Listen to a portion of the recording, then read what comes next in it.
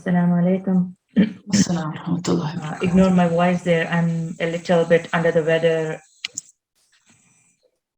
Thank you so much, Sister Shakir, for inviting me to speak here. First of all, I would like to start by my appreciation for these young girls. I have actually never watched a documentary online, so it's very emotional. I'm just gathering myself to talk here. It's extremely emotional. I come from the same India that these girls are in right now. I moved to the US a decade ago, and it's just been so terrifying to look at everything that's going on. I have studied in the same country as these girls are studying, and at 19, all that I was wondering, or all that I was bothered about, was my education. And these girls here are undergoing so much trauma, so much political motivation, so much communal angle. And when Alma's questioned, not just now, but even in the previous talk that was with her a couple of days ago, she mentioned that we never thought that we would be doing this. Like, we never thought that we would be under the radar nationally and internationally, called political pawns and whatnot. I just want to let all these girls who are fighting, not just in Karnataka, we have Afrin here, we have all the girls, women leading this Indian Muslim movement.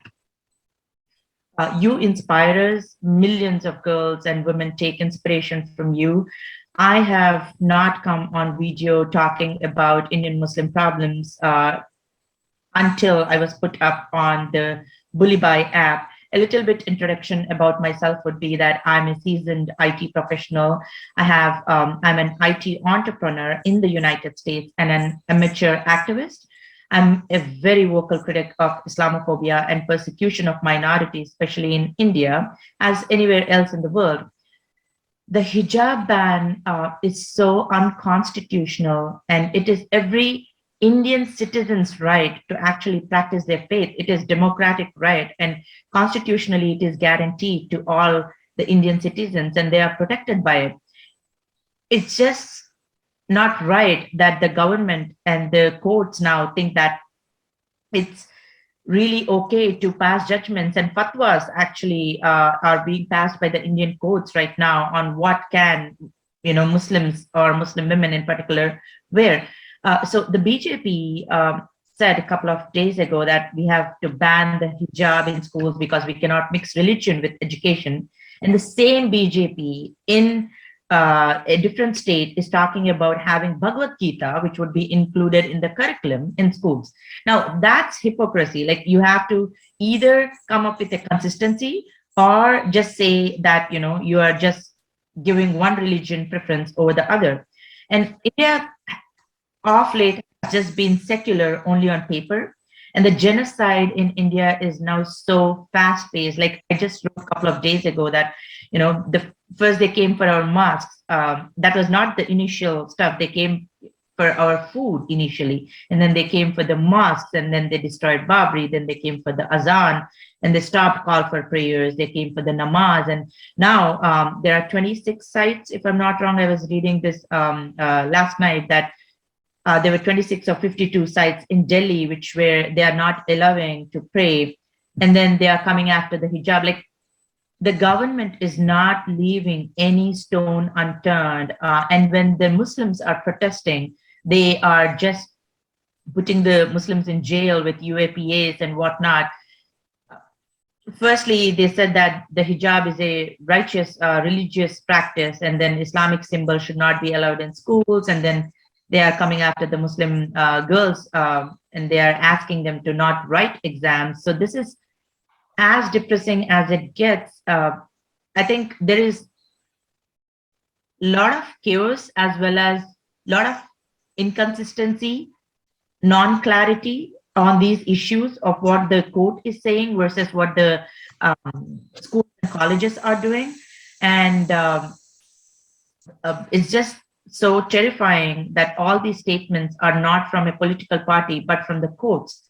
And I would just want to also briefly talk about the Bully Bhai app, which is basically a harassment tool that was created by some Hindutva elements to target Muslim women on social media.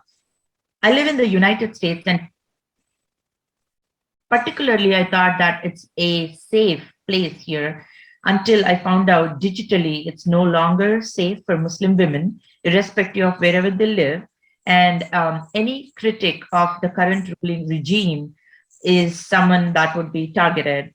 And targeting women, calling them with all the names that they do, and especially what Almas was mentioning as to what they call these young kids, and it's just horrifying.